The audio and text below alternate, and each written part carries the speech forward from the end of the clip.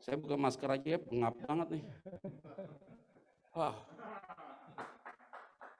gimana nih? Udah lama nggak ke full gospel nih. Hendra hubungi saya, Pak, ada, oh iya Rose Garden, oh iya saya ingat Rose Garden biasanya. Biasanya ramai banget bapak-bapak yang hadir ya. Udah pada vaksin semua kan? Ya udah aman lah. Ya, kita bersyukur ya presiden kita udah ngomong kok, ya kita siap sambut lah. Pandemi ini berubah jadi epidemi. Ini barang nggak hilang kok, sama kayak cacar air aja. Nanti divaksin berapa kali, udah ada yang vaksin ketiga kali janjian. Teman saya udah tiap bulan suntik loh vaksin, ntar lagi jadi Superman dia biarin. Saya bingung. Takut banget sih vaksin. Kalau vaksin 2 kali udah cukup. Lebih-lebih daripada itu takut mati biasa gitu. Justru kebanyakan vaksin malah mati jadinya. Nah, hari ini kita bicara tentang gambar diri. Tadi, aduh seneng banget lihat Pak Gunawan kesaksian. Itu berarti saya sudah lama banget Pak nggak ketemu hambanya nih. Pak Budiman. Oh iya dong, pertama kali kasih kesaksian di Tomang Pak. Aduh, itu ceritanya luar biasa. Masuk busway dalam nama Yesus nggak ditilang. Itu udah lama banget Pak. Itu berarti wah saya udah rasa udah makin tua dong gitu. Budiman. Tadi pas nyanyi itu ada seneng banget saya. Maunya nyanyi 2 kali ya, 3 kali gitu ya. Ingat Blue Episode 5. Wah, kita semua di sini bicara hari ini tentang gambar diri, identitas gitu ya. Jadi kalau bicara tentang gambar diri, sampai kapanpun akan terbentuk ke generasi berikutnya. Nah, kalau kita lihat gini, maka kita harus lihat dasarnya sebenarnya. Nah, di hari-hari ini kan semua orang, tadi Pak Steven yang memberikan kesaksian tadi itu ya. Nah kan ini eranya begitu Pak, ya nggak Pak? Apa eranya sekarang? Orang nggak butuh lagi kerja keras di era pandemi, kerja pintar. Nah ini pada semua pada kerja pintar Pak. Saya ketemu ngobrolan di tempat pelayanan, ngomong pelayanan 10 menit, bisa robot. Tadi DNA Pro udah diomongin, ada yang bilang Fahrenheit, ada yang bilang Fin 88, Net 89. Saya sampai apa lu bayangin? Semua bilang ini kerja pintar Pak, segala macam, cuannya sekian dan segala macam. Ya semua high return, high risk lah. Ya kan? Mau bilang scam, semua juga scam. Jiwasraya yang legal aja scam juga kok. Mana taruh duit? Taruh duit di bank juga banyak yang hilang tuh reksadana. Semua bilang pada ngeluh, hati-hati lu nanti dicuri juga. Aduh Pak, taruh duit di orang aja saya udah nggak percaya kata dia. Mau nggak aman pulang ke surga? Kita bicara tentang gambar diri ya. Gambar diri semua ada hitung-hitungan semua pasti dan segala macam. Identity. Kita bicara tentang apa yang kita harus lakukan. Nah di tengah pandemi ini kan kita kelihatan siapa diri kita. Dan di tengah pandemi ini kelihatan juga hamba Tuhan yang sungguh-sungguh melayani Tuhan, atau sungguh-sungguh pencitraan, atau sungguh-sungguh ingin mengambil keuntungan. Kelihatan.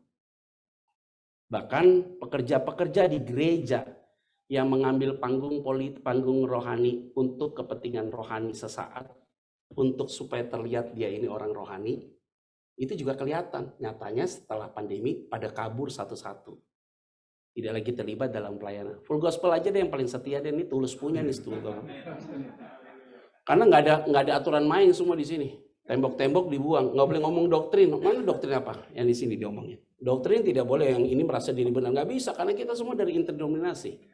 Datang ke sini cerita, kata-ketawa, udah gitu doang. Terus besok dia kesaksian lagi, cerita, kata-ketawa, begitu lagi. Waktu kesaksian nangis ya Pak ya. Besok cerita lagi, saya jatuh lagi. Kok jatuh mulu dia? Begitu. Gambar diri Pak. Nah kalau bicara tentang gambar diri, dasarnya firman sih. Kejadian pasal 1 ayat 26. Berfirmanlah Allah, ayat 26. Baiklah kita menjadikan manusia menurut gambar dan rupa kita, supaya mereka berkuasa atas ikan-ikan di laut dan burung-burung di udara, dan atas ternak dan atas seluruh bumi, dan atas segala binatang melata yang merayap di bumi. Ayat 27. Maka Allah menciptakan manusia itu menurut gambarnya. Menurut gambar Allah diciptakanlah dia, laki-laki dan perempuan. Diciptakannya mereka. Ayat 28. Allah memberkati mereka, lalu Allah memberikan kepada mereka, berfirman kepada mereka, beranak cuculah dan bertambah banyak. Penuhilah bumi dan taklukkanlah itu, berkuasalah atas ikan-ikan di laut dan burung-burung di udara, dan atas segala binatang yang merayap di bumi. Wah, ini beda ya. Dengerin saya khotbah 12 tahun yang lalu sama sekarang beda ya. 12 tahun yang lalu berapi-api Pak, sekarang lebih tenang, makin matang kelihatannya. Saya khotbah di Full Gospel dari umur 34 tahun. Sekarang udah mau masuk nggak terasa 46. Nggak terasa loh. Oh aman dong Pak, baru cukup jenggot sama kumis aman punya sekarang. Apa yang menarik tadi? Tuhan menciptakan manusia itu peta dan gambar Allah. Itu sih sebenarnya. Nah, peta dan gambar Allah itu adalah diri kita. Mau lihat wajah Tuhan? Iya diri kita. Cetakannya imago Dei. Dicetak seperti gambar Tuhan. Kita ini ada. Jadi apa artinya? Nggak perlu ada yang minder, kecil hati. Hal-hal itu tidak baik. Maka tapi akan dampak. Gambar diri ini akan dampak terus. Jadi kita berangkat dari keluarga mana, dampak luar biasa. Maka yang pertama yang saya mau sampaikan bagi kita nih. Dasarnya adalah latar belakang gambar diri itu rusak apa? Keluarga pribadi. Saya ini ngalamin Pak, Bu. Ya ada ibu-ibu juga di sini, biasanya bapak-bapak, karena ada ibu-ibu juga. Ngalamin nih konseling-konseling di tengah-tengah sekarang. Tingkat perceraian Pak 65% meningkat loh di tengah-tengah kehidupan orang Kristen hari ini. Ya saya bilang, Swiss hari ini buat referendum Pak. Hasil referendumnya 67% mensahkan LGBT sah Pak. Dan boleh mengadopsi anak dan boleh minta bank sperma untuk masuk ke janin perempuan. Menang 67% di Swiss. Jadi nanti pergi ke Swiss, ingat ya bendera pelangi di mana-mana. Jadi udah begitu sekarang Pak, eranya begitu. Kenapa ya begitu ya Pak? Semua orang pada bilang sama saya, kenapa begini ya? Gambar dirinya rusak. Nah, masalah pribadi Pak, gambar diri masalah pribadi keluarga. Kalau gak tuntas di sini bahaya. Tapi Pak Budiman kasih kesaksian, kita juga punya, kita kan punya latar belakang masing-masing. Nah gambar diri kalau keluarga udah rusak, kalau nggak pemulihan, dampak ke anak-anak kita generasi kedua, generasi ketiga. Bapaknya pukul mamanya di depan anaknya, trauma dia. Gue nggak mau cari laki, jadi lesbi dia. Ibunya lebih dominan daripada papanya. Di depan anak-anaknya dilihat ibunya atau papanya udah seperti tukang parkir. Papanya itu dibuat kayak pembantu di depan anak-anaknya. Akhirnya yang anak perempuan lihat begitu, anak laki lihat begitu, wah kacau, gue gak mau cari perempuan. Jadi gay dia. Masalah gambar diri dalam keluarga. Lihat ya, keluarga yang dibentuk dengan rohani sama keluarga yang tidak dibentuk dengan hal rohani. Berantakannya kelihatan Pak. Jangan sekolahkan anak lu di Amerika, pulang pasti berantakan. Banyak teman saya anaknya sekolah di Amerika pulang bagus. Gambar diri keluarganya benar. Yang satu diberangkatkan ke Amerika, yang satu diberangkatkan ke Amerika. Yang satu diberangkatkan ke Amerika dasar pembentukan keluarganya benar, yang satu nggak benar karena dia orang kaya butuh duit diberangkatkan aja. Keluar yang satu pulang dari Amerika, tato di mana-mana, anting di mana-mana, nggak bawa sih lulusan GW University Washington, George Washington University.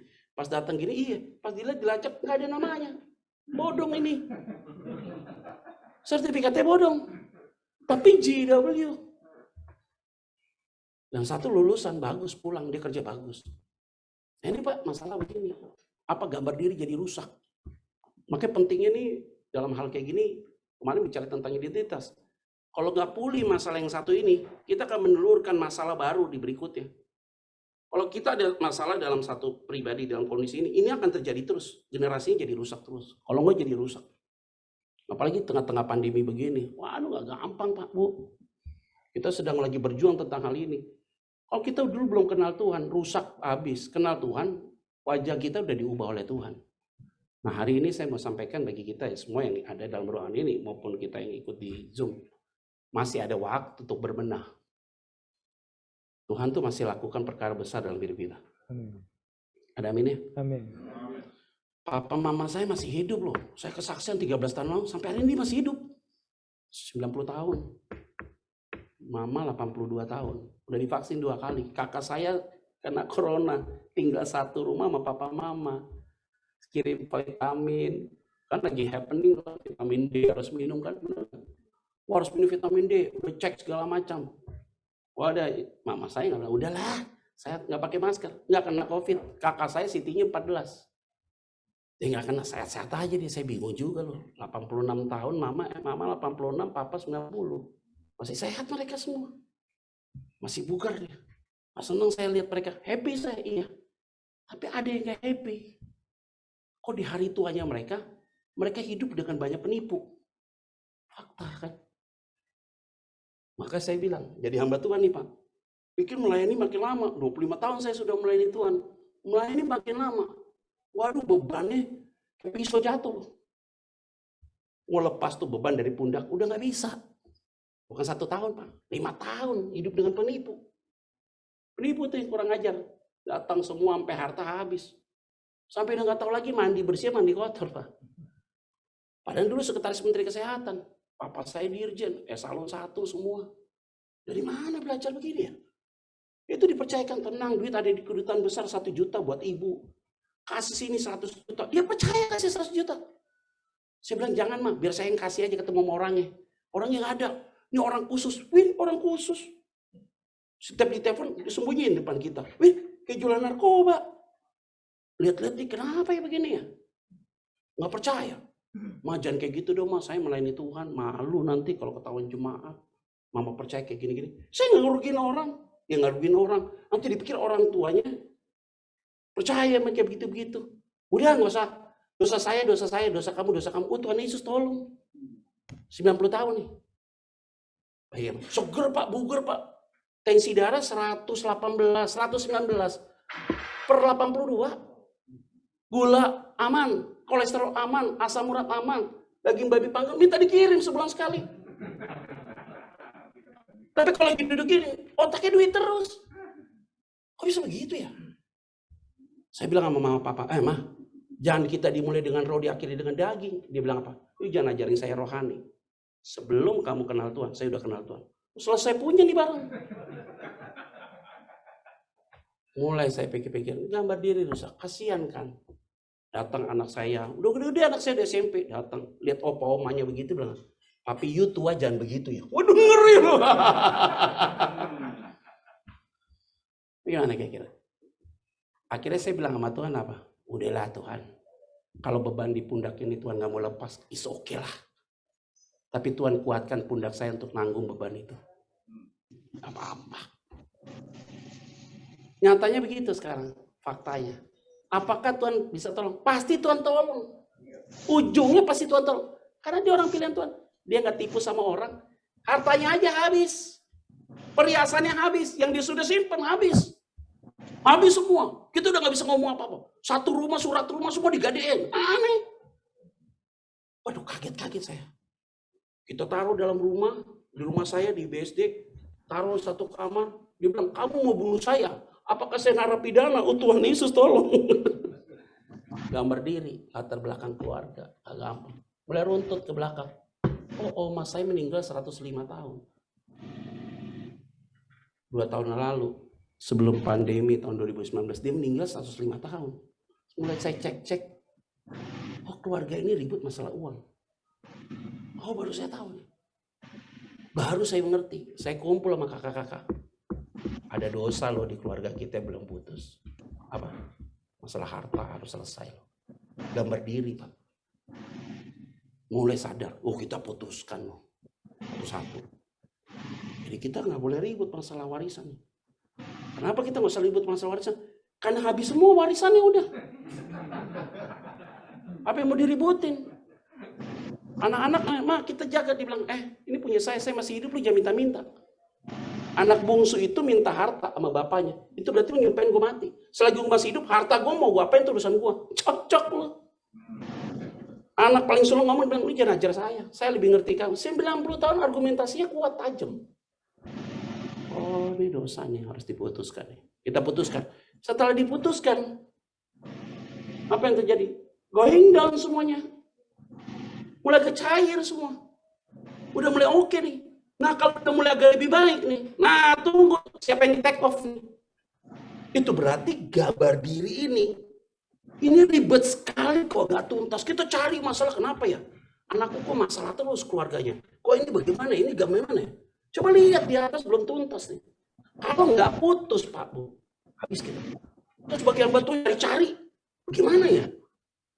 Ini bagaimana ya? Kita khotbah begini bagaimana ya? Kakak saya juga pendeta. Diskusi saya sama dia.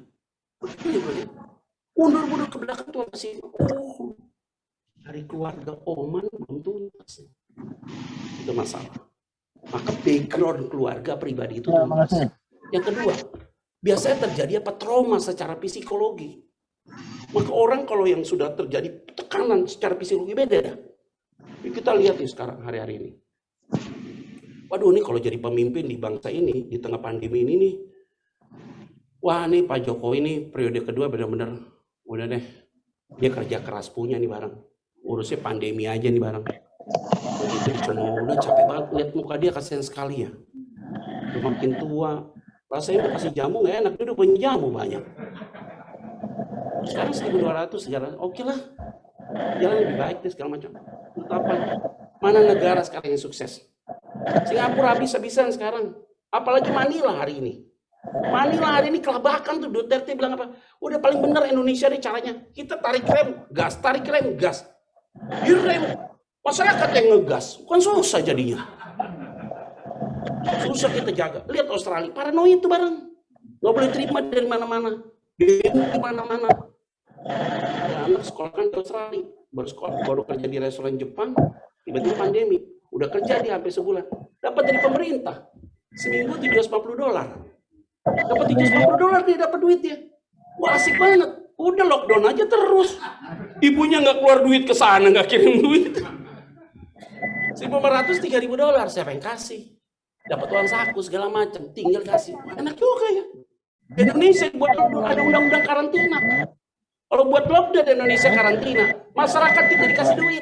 Duit dari mana? Ribuan triliun. Bangkrut punya. Dia jaga PPKM 1, level 1 kan bahasanya keren. Padahal sih lockdown. Kalau boleh ada bahasa karantina. Bahasa karantina undang-undangnya kita dikasih duit semua nih bareng. Semua dilakukan hal ini apa yang terjadi. Tapi saya punya keyakinan Pak. Ini tekanan secara psikologi terjadi. Anak-anak tekanan psikologi Pak. Ibadah apa? Belajar lewat online nggak gampang. Anak saya masuk sekolah baru sampai hari ini nggak tahu sekolahnya itu modelnya kayak apa. Dan sebentar lagi dia mau lulus SMP. Kenapa mau lulus SMP? Dari awal masuk sekolah nggak pernah tahu sekolahnya seperti apa. Tapi uang sekolahnya nggak dapat diskon. Ajaib perbuatannya. Padahal sekolahnya itu tidak keluar listrik, nggak AC segala macam. AC dari kita, listrik dari kita, kuota wifi dari kita. Uang sekolah tetap sama. Seragam harus diambil Pak dari sekolah. Harus dipakai. Lah anak makin bertumbuh, makin sempit beli yang baru. Ajaib loh bener-bener. Ini kenyataan sekarang. Papi pinggang sakit. Duduk terus 5 jam. Bagaimana kita Zoom 2 jam ngomong, balik. 2 jam ngomong, balik. Istirahat. 2 jam ngomong. Lama-lama, Ma, lu kenapa ya, Ma? Lu periksa Pak ginjal lu sakit. Pas periksa ginjal aman. Kenapa? Nih, encok belakang kebanyakan duduk. Masalah baru lagi. Anak saya minnya tambah 1. Masalah baru lagi. Secara psikologi tertekan dia. Papi sampai kapan nih pandemi teriak. Dia kesel sekali. Keluar dari mobil. Psikologi. Tapi saya mau sampaikan. Setiap abad Pak. Selalu terjadi pandemi. Abad ke-18 cacar air. 400.000 orang mati. Abad ke-19 flu Spanyol. 50 juta orang mati. Abad ke-20 pandemi begini. Kalau itu range peristiwa cacar air dan flu Spanyol, itu hanya range pandemi itu hanya kuat 2-3 tahun aja. Setelah itu berubah jadi epidemi. Jadi harusnya tahun 2022 bebas nih seluruh dunia. Nggak boleh Indonesia saja yang bebas dari pandemi dibuat jadi epidemi. Seluruh dunia harus jadi epidemi. Kalau kita bebas pergi ke negara lain, udah. Lihat di Eropa, nggak ada yang mau pakai masker. Amsyong punya, mereka nggak mau pusing. Semua nih kita yang hadir dalam ruangan ini, kita bersyukur hari ini kita bisa hidup sehat semua karena kemurahan Tuhan. Psikologi, mental illness. Aduh teman saya nikah, ceweknya cantik, pramugari lagi, salah satu maskapai. Tiap hari bingung, gue bingung sama bini gue, Be. Kenapa lu baru nikah setahun muka lu kusut banget makin kurus. Gue pulang kerja capek-capek, kasih waktu 1 jam, terlambat karena macet, dilempar gue pakai handphone. Kok bisa begitu ya istri lu ya? Padahal istri lu tuh keluarga rohani lu. Nggak tahu, gue bingung, curiga mulu, mental illness, sakit mentalnya. Mulai cerita baik-baik, oh ini dia akar masalahnya nih. Dulu pernah diajak nikah sama orang, sudah tunangan, udah lempar semua undangan, nggak jadi, lakinya tinggalkan dia, pergi sama wanita lain. Trauma dia, langsung traumanya secara psikis itu ke bawah kepada laki yang sekarang. Laki yang sekarang orang Solo kayak Pak Jokowi. Orangnya lembut, nggak pernah marah, diem. Lihat istri marah dia diem, nangis. Ini melo banget. Badan tinggi, badan atletis. Waduh, pas dia lihat istrinya begitu, istri kecil, cantik tapi pramugari. Marahnya minta ampun. Gua nggak tahu salah gua apa. Mental illness. Harus dilayani istrinya. Waktu dilayani diem istrinya, kayak orang bego. Kenapa? Trauma di masa lalu. Gambar diri rusak. Bawa ke psikologi Pak, nggak sembuh. Rohaninya harus dipulihkan. Trauma yang ketiga apa? Fisiologi. Apalagi mereka yang sudah terjadi sex abuse di masa kecil, diperkosa Pak. Waduh, kita ngalami di tengah lapangan. Kenapa begini ya orangnya? Kok seksnya aneh Pak? Gue bingung sama istri saya. Kenapa memang? Seksnya aneh. Macam-macam gayanya. Gue bingung Pak. Lari ke ruang tamu lah. Ngapain ke ruang tamu? Main seksi aneh, di mana-mana dapur lah, ngapain dia? Gak tahu, gue juga bingung. Lihat pikir-pikir, gue bingung, gue sampai kelabakan, Pet, nih istri gue kenapa ya? Sampai gue beli jamu, beli madu dari Turki, malu ngaco. Yang benar iya, kayak seks istri saya, semua begitu, semua cara dibawa. Udah seksi aneh-aneh. Kenapa ya? Saya panggil pendeta perempuan ngobrol sama dia. Aku coba cari tahu ke belakang. Saya ngomong sama lakinya, lo kenalnya di mana sih? Oh kenal di gereja. Oh itu ceritanya. Ya ceritanya bagaimana? Nggak ketemu akar masalahnya. Oke, kita buat aja setting deh. Ketemu sama istri lu lah, bawa ke rumah gue deh. Oh nggak mau deh, Pet. Yaudah mau ketemu di mana? Udah ngajak ngobrol. Ngobrol ke Patil. Ketahuan dikit. Oke. Pas kita cerita, memang ya kadang-kadang Tuhan, bukan kadang-kadang sering, Tuhan pakai banyak cara. Tontonan video kita di Netflix itu bisa dipakai Tuhan untuk tegur dia. Ada sex edit Pak, film di Netflix. Itu tentang seorang perempuan diperkosa waktu masih kecil.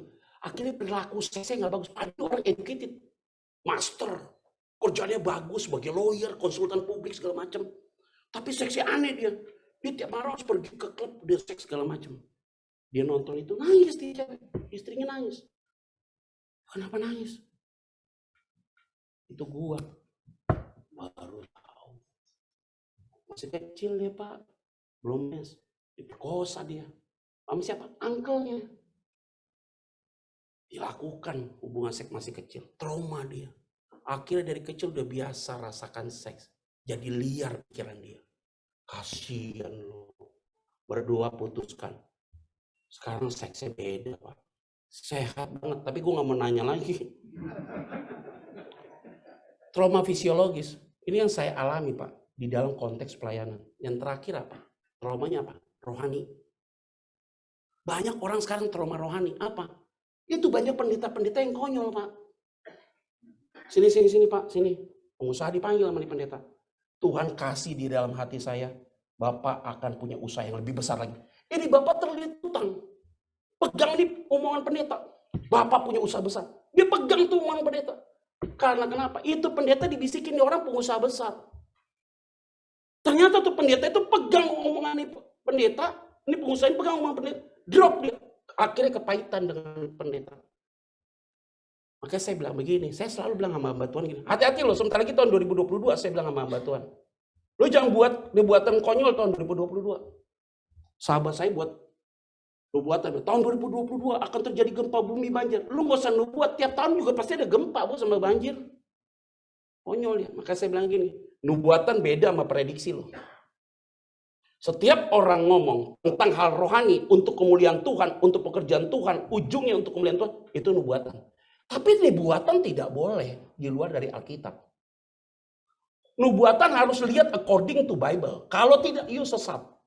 Yang kedua, kalau kamu ketemu sama pengusaha, tiba-tiba Tuhan bilang, kamu akan jadi pengusaha. Kamu bukan nubuatin dia apa? Kamu memprediksi tentang hidup orang. Beda loh antara prediksi dan nubuatan. Akhirnya orang trauma secara rohani. Kenapa begini ya? Cerita sama mentor rohani, waktu cerita sama dia, bocor kemana-mana. Waktu bocor kemana-mana, kaget dia. Karena disebut namanya di ruang publik. Lihat tuh pendeta kesel. Akhirnya sama ratakan. Gua nggak mau datang ke gereja. Semua pendeta nggak benar. Trauma secara rohani. Gambar dirinya jadi rusak. Akhirnya saya simpulkan, Pak, dari hal ini. Punya kita konseling. Supaya gambar diri kita pulih. Maka semua yang hadir dalam ruangan ini, saya yakin dan percaya. Hidup pribadi, keluarga kita, anak-anak kita, cucu kita diberkati Tuhan. Amin. Kalau semua pasti dipulihkan Tuhan. Amin. Amin. Kalau enggak ya putar-putar di padang gurun. Lihat ya putar-putar padang gurun. Omongannya itu terus, capek loh. Makanya saya senang, Pak Hendra bilang, bro, khotbah dong. Apa temanya Pak? Identity. Oh, identitas ya iya. Langsung Pak Hendra tanya, temanya apa? Gambar diri. Udah langsung gitu aja saya. Kenapa? Karena itu yang saya alami di dalam ranah pelayanan pribadi saya dan kemudian orang di sekitar. Kalau gambar diri nggak pulih, Pak, kita ini di hari tua yang ada nih. Lihat, kematian kita nggak takut, Pak. Yang kita lihat, Pak, anak-anak kita. Kok nggak beres semua nih, Bos. Rasa kita tuh, ini bagaimana ya? Lihat begitu air mata jatuh loh. Kalau saya beda lagi, kita anak-anak semua udah beres. Lihat orang tua begitu, air mata yang jatuh. Harusnya orang tua nangis lihat kita. Kita beda, lihat orang tua nangis mana. Baru inget-inget sama kakak-kakak ya, nomor 1, nomor 2. Bro, kakak saya nomor 1. Kita lihat mama seperti ini, seperti bertua ya. Kenapa? Dulu waktu kita pakai narkoba, Pak. Kita kan 5 orang anak laki-laki, 3 orang kan pakai narkoba. Waktu kita pakai narkoba, mama kayak begini nih. Mama papa bilang begini sama saya. Ingat ya, kami tidak akan mau melayani Tuhan. Waktu itu kan mereka majelis gereja, GKI Panglima Polim. Ketua majelis. Kami tidak akan mau jadi pelayan Tuhan.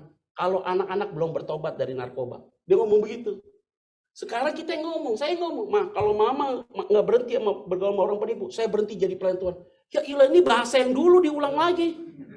Tabur tua lu, gue lu. Dulu mama tegur kita, yuk berhenti mabuk, Petra. Kalau nggak saya nggak mau melayani Tuhan.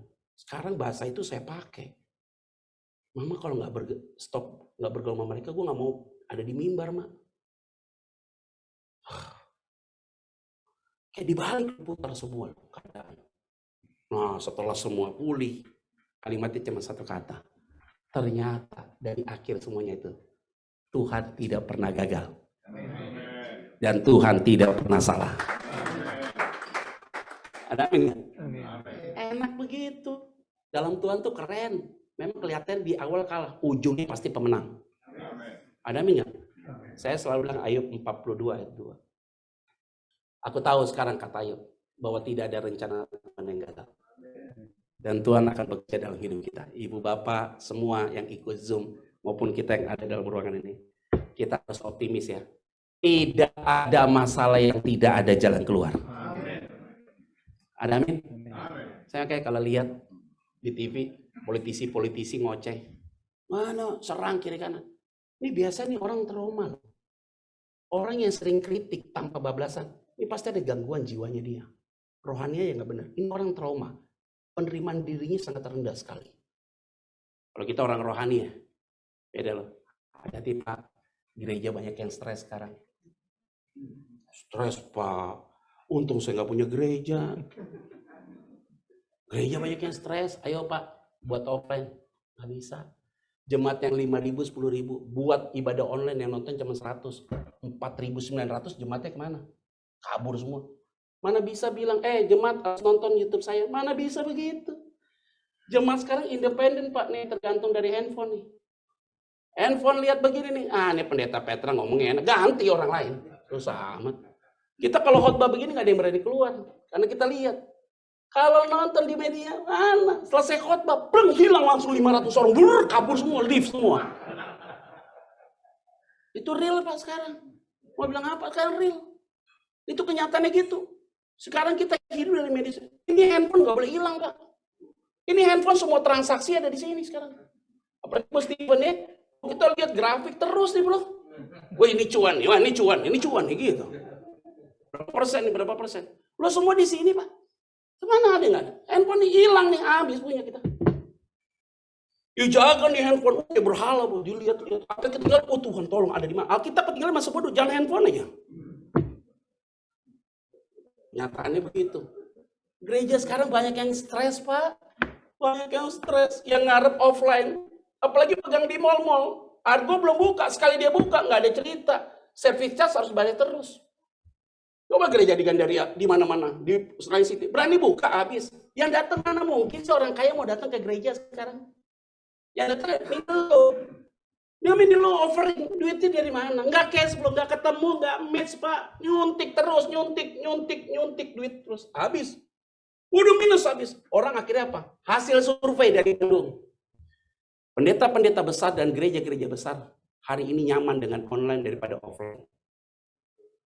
Kenapa Pak? Uangnya masuknya banyak, pengeluarannya dikit. Masuknya banyak uangnya, pengeluarannya dikit. Kenapa nggak listrik dan segala macam? Tapi gereja-gereja yang besar dia tampung puluhan ribu orang, apa yang terjadi? Karpetnya busuk, nggak kepake, nggak ada di situ, tikus masuk dalam gereja. LED itu puluhan M Pak, alat sound system semua, alat sound system puluhan M, nggak dipakai, rusak tuh barang elektronik, busuk semua, Tuhan hancurkan semua keadaan.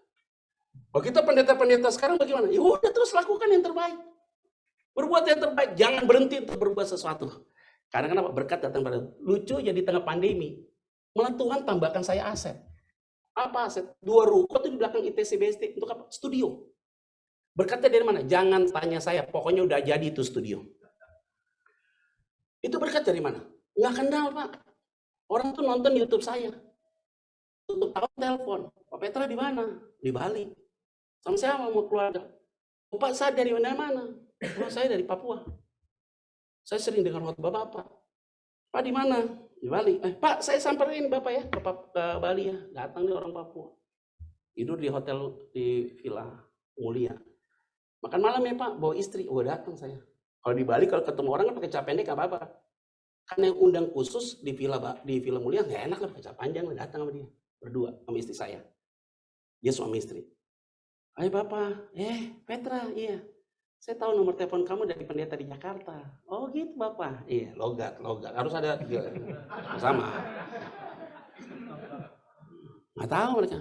Duduk. Dia ngomong apa? Ada di balik wajah saya kan duduk bareng. Pet, dipanggil saya Pak Pen, Pak Pendeta. Pak Pen, apa yang bisa kami bantu?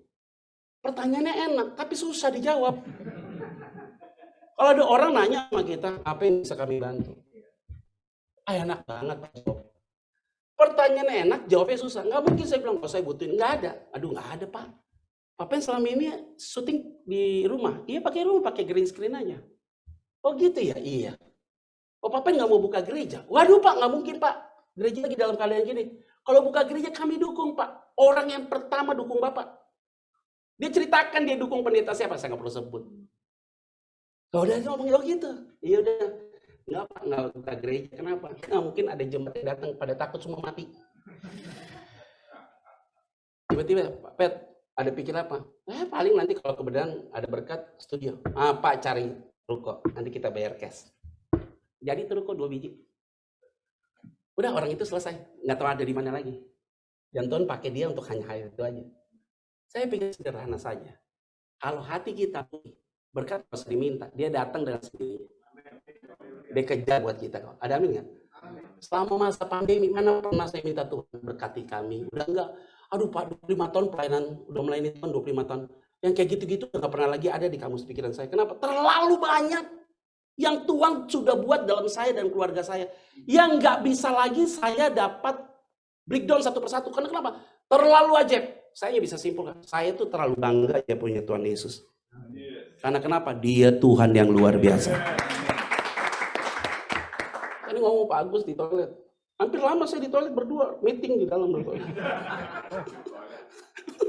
Di toilet berdua ngobrol. Lupa kita di toilet lu. Bagaimana Pak Agus, kita ke Israel dong nih, bagaimana nih? Ngomong tentang travel bagaimana nih, semua bagaimana? Begitu semua ngomong. Nah, kalau gambar diri kita pun, saya mau sampaikan, berkat ada di pintu luar. Dan kita nggak usah lari ke depan. Dia akan datang bagi kita. Kalau hati kita dipulihkan, Tuhan bilang apa? Lu udah dipulihkan. Ini orang udah siap gue kasih berkat. Karena kenapa? Ini orang pasti pertanggungjawaban berkat itu. Hari ini Tuhan akan lakukan perkara besar. Ada amin? Ingat loh, perkara mamon Tuhan akan siapkan bagi kita. Firman Tuhan tuh hebat ya. Orang fasik simpan uang, diambil Tuhan kasih orang benar. Ini kita berdoa, tuh orang fasik kembaliin duit gua. Hanya numpang pinjam dari itu. Ajaib perbuatan Tuhan hari ini. Tuhan bisa bekerja dengan cara apapun. Dan segala macam apapun Tuhan akan lakukan perkara besar. Selamat pagi menjelang siang. Tuhan Yesus memberkati kita semua. Shalom.